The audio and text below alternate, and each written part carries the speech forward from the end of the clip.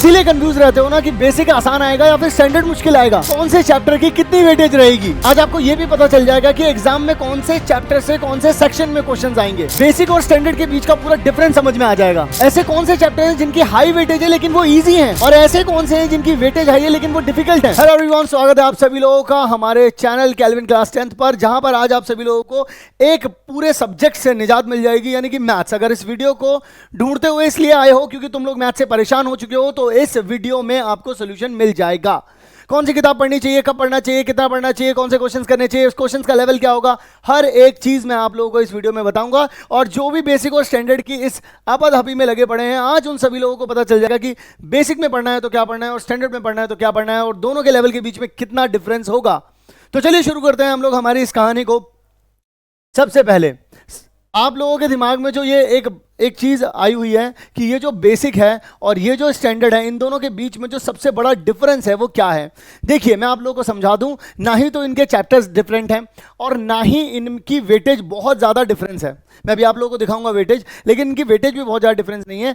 Difference सिर्फ एक है, वो है क्वेश्चंस के लेवल का। क्वेश्चंस के लेवल भी मैं अभी थोड़ी देर में आप लोगों को समझा दूंगा। अब सबसे बड़ा सवाल जो आप लोगों के दिमाग में आता है कि NCERT is enough for basic और स्टैंडर्ड, तो मैं आप लोगों को बता दूं कि एनसीईआरटी इज नॉट इनफ। अगर आप लोग एनसीईआरटी को ये सोच करके चल रहे हैं कि ये पूरी तरीके से इनफ है, तो ये नहीं है।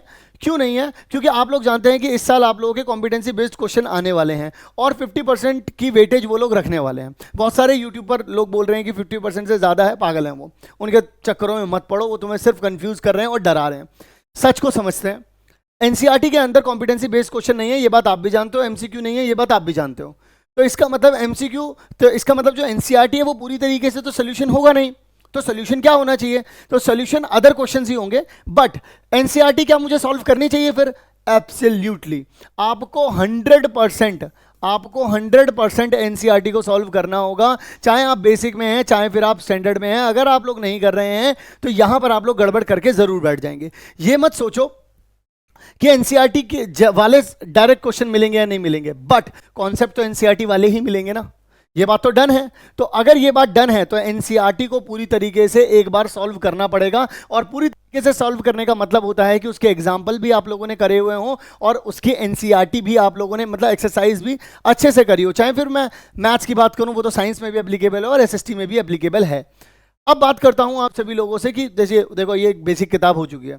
अब एक बात करूंगा, क्वेश्चन कहां से सॉल्व करना है वो भी मैं अभी आप लोगों को बता दूंगा, लेकिन मैं थोड़ा सा और आगे की तरफ चल रहा हूं क्योंकि इससे भी ज्यादा रिलेटेड चीजें कुछ आप लोगों के लिए हैं। किताब भी इसी वीडियो में बताऊंगा, टेंशन मत लो, ठीक है। तो एनसीईआरटी का जवाब मिल गया आप लोगों को। अब मैं यहां पर बता देता हूं आप लोगों को कि सारी की सारी जो वेटेज है वो किस तरीके से फैली हुई है। चाहे आप real number, polynomial, pair of linear equation, quadratic equation, arithmetic progression, trigonometry, coordinate geometry, introduction to trigonometry, application of trigonometry, circle, area related to circle, surface area and volume, statistic और प्रोबेबिलिटी, किसी की भी बात करो, उनकी weightage क्या क्या रहने वाली है, मैंने यहाँ पर पूरी तरीके से आप लोगों को ब्लूप्रिंट बता दिया है। लेकिन इस ब्लूप्रिंट को और थोड़ा डिटेल में लेकर के चलते हैं, और अगर आप लोगों को इसकी पीडीएफ चाहिए तो फिर वो भी दे दूंगा। पहले सुन लो बात को, एंड तक सुनना। अगर एंड तक सुनोगे तो सारी चीजें मिल जाएंगी, पीडीएफ भी मिल जाएगी, हर एक चीज मिल जाएगी।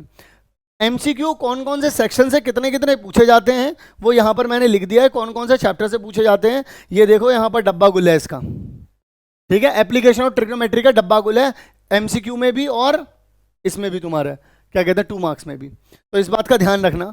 और बाकी सारी चीजें मैं यहां पर दे रहा हूं आप लोगों को।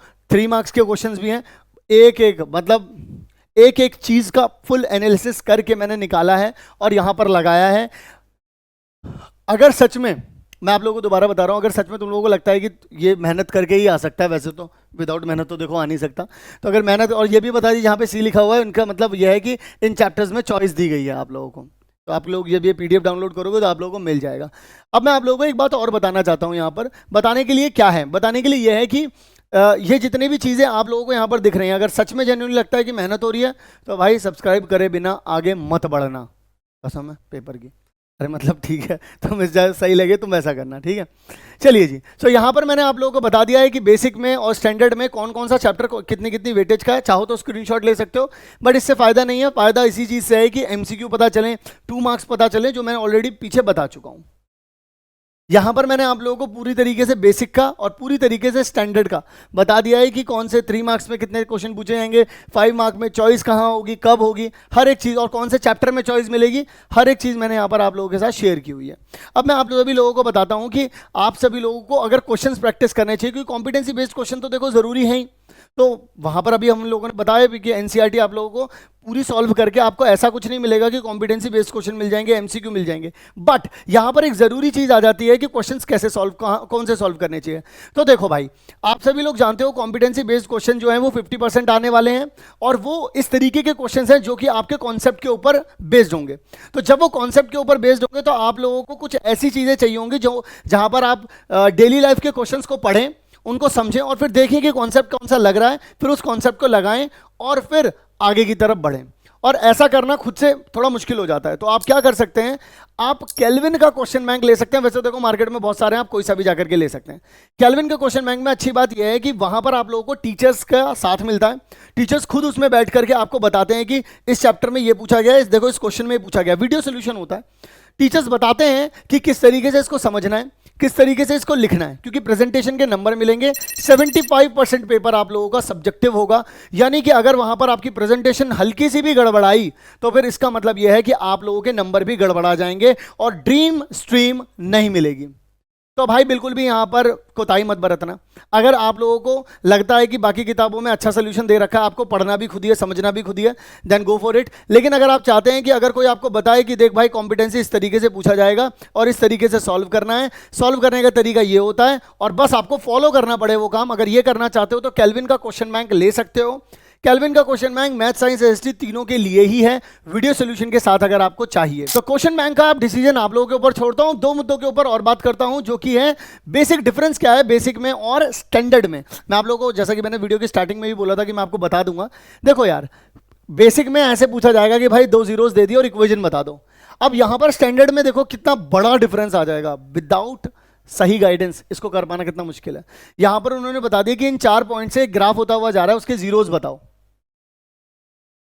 यहां पर देखो, यहां पर सिंपल सप्लीमेंट्री फॉर्मूला लग जाएगा, ये वाला एंगल के बराबर, मतलब इन दोनों को जोड़ करके 180 आता है, तो ये वाला आप लोग निकाल सकते हो, 145 डिग्री आ जाएगा। लेकिन यहां पर अगर आपको डीप नॉलेज नहीं है कॉन्सेप्ट की, अगर आप चीजें इमेजिन नहीं कर पाते हो तो इसको कैसे करोगे। यहां पर देखो क्वाड्रेटिक इक्वेशन में रियल और इमेजिनरी पूछ लेगा, मतलब कि रियल और नॉट रियल पूछ लेगा, तो बस डी निकालना है यहां पर। लेकिन यहां पर अगर आप देखोगे तो यहां पर वो बोल रहा है कि एक नई इक्वेशन बनाओ जिसके रूट्स अल्फा का स्क्वायर और बीटा का स्क्वायर हो। तो ये डिफरेंस है इनके क्वेश्चंस के लेवल में। देखो चैप्टर सेम है, बट देखो क्वेश्चन पूछने का जो लेवल है वो एक का यहां है, एक का यहां है, एक का यहां है, एक का यहां है, तो इस तरीके से हो जाएगा। अब मैं अगर आगे की तरफ बढ़ूं तो वर्ड प्रॉब्लम में देखो, वर्ड प्रॉब्लम ये बहुत इजी वाली वर्ड प्रॉब्लम है। हालांकि मैं यहां पर बताऊं तो ये वाली वर्ड प्रॉब्लम और ये वाली वर्ड प्रॉब्लम लगभग सेम ही है। तो वर्ड प्रॉब्लम में इन्होंने कोई भी ऊपर नीचे नहीं कर रखा है, वर्ड प्रॉब्लम में तो देखो दे ही रखा है इन्होंने। और वर्ड प्रॉब्लम में कोई भी ये मत सोचना कि बेसिक वालों को वर्ड प्रॉब्लम नहीं देखने को मिलेगी, मिलेगी। आपको देखना है कि आप उसकी तैयारी किस लेवल पे करके गए हो, ठीक है। यहां पर मैं आप लोगों को बता देना चाहता हूं कि ऐसे कौन से चैप्टर्स हैं जिनकी हाई वेटेज है और लेकिन वो इजी हैं। रियल नंबर देख लो, polynomial, arithmetic progression, coordinate geometry, statistic और प्रोबेबिलिटी। आप लोगों को बेसिक वालों को 32 नंबर का और लगभग, और एक ये जो हमारे स्टैंडर्ड वाले हैं उनको 31 नंबर का लगभग। अब मैं अगर आप लोगों को कहूँ तो 30 से 32 नंबर का आप लोगों को यहाँ पर सारा कंटेंट मिल जाएगा। ये चैप्टर्स भी कर लेते हो तो 30 से ज़्यादा मार्क्स आ जाएंगे आप लोगों के, इजीली 30 से ज़्यादा मार्क्स आ जाएंगे। 30 से ज़्यादा मार्क्स आने का मतलब पता क्या हो गया कि 8 या 24 लगभग 40% पेपर आप लोग करके आ सकते हो इसी से, लगभग 40% पेपर। और फिर ऐसे चैप्टर्स जो डिफिकल्ट भी हैं और हाई वेटेज भी है उनकी, तो 43-45 के बीच में है ये, तो लगभग 8 से 48 हो जाता है। तो मतलब 55%, 55 से ज़्यादा और 60 से कम परसेंट अगर आप पेपर देखोगे तो डिफिकल्ट चैप्टर से बनता है। Triangle, trigonometry, circle, surface area and volume, application of trigonometry. मैं इन दोनों को वैसे तो ज़्यादा टिपिकल नहीं मानता हूँ, इन दोनों को जो मैंने लास्ट में रखे हैं, बस मैंने पता क्यों रख दिया, वर्ड प्रॉब्लम की वजह से बस मैंने इसको यहाँ पर रख दिया है, और कोई इसके पीछे का रीज़न नहीं था। नहीं तो रियल रूट, इमेजिनरी रूट निकालना आसान होता है, और पेयर ऑफ लीनियर इक्वेशन में कंसिस्टेंट और इनकंसिस्टेंट निकालना आसान होता है। तो वहाँ पर तो आपको देखो नंबर मिल ही जाएंगे। तो मैं कुछ भी ना करके चलूँ तो 40 नंबर आप यहाँ से, मतलब इसमें 2-3 नंबर और जोड़ सकते हो ईजी वाले सेक्शन में, तो 40% से ज़्यादा पेपर आप वहाँ से सॉल्व कर सकते हो। तो ये कुछ चैप्टर्स थे जो कि डिफिकल्ट हैं लेकिन हाई वेटेज के हैं। तो फाइनली अगर इस वीडियो को हम लोग समअप अप करते हैं तो हम लोग यहाँ पर कह सकते हैं आप सभी लोगों से कि लेवल जो रहता है वो इसका थोड़ा सा मतलब एज कम्पेयर टू इसके थोड़ा सा इजी रहता है और इसका थोड़ा सा जो रहता है वो डिफिकल्ट रहता है। एनसीईआरटी दोनों के लिए ज़रूरी है। एनसीईआरटी के एग्जाम्पल और एक्सरसाइज दोनों के दोनों करनी है। बाय द वे मैं बता दूं केल्विन के जो क्वेश्चन बैंक है उसके अंदर एनसीईआरटी का वीडियो सोल्यूशन भी उसके साथ क्वेश्चन बैंक के साथ फ्री मिलता है। अच्छा, क्वेश्चन बैंक जो है मैंने आप लोगों को बता दिया, केल्विन वाला आप लोगों को लेना चाहिए, मेरी चॉइस है। बाकी आप सब लोग मार्केट में बहुत सारे हैं, आप वो भी देख सकते हैं। इजी चैप्टर्स मैंने आप लोगों को बता दिए हैं दोनों के लिए ही, डिफिकल्ट चैप्टर्स और वेटेज भी मैंने आप लोगों को बता दी है। तो इस वीडियो की अगर आप लोगों को पीडीएफ चाहिए, जो भी चीज़ें मैंने इसमें बताई हैं, तो वो डिस्क्रिप्शन बॉक्स के अंदर आप लोगों को मिल जाएगी। और अगर आप लोग चाहते हैं कि इस तरीके की और भी वीडियोस आप लोगों को मिले तो चैनल को सब्सक्राइब करना मत भूलना। मिलता हूं नेक्स्ट काम की वीडियो में।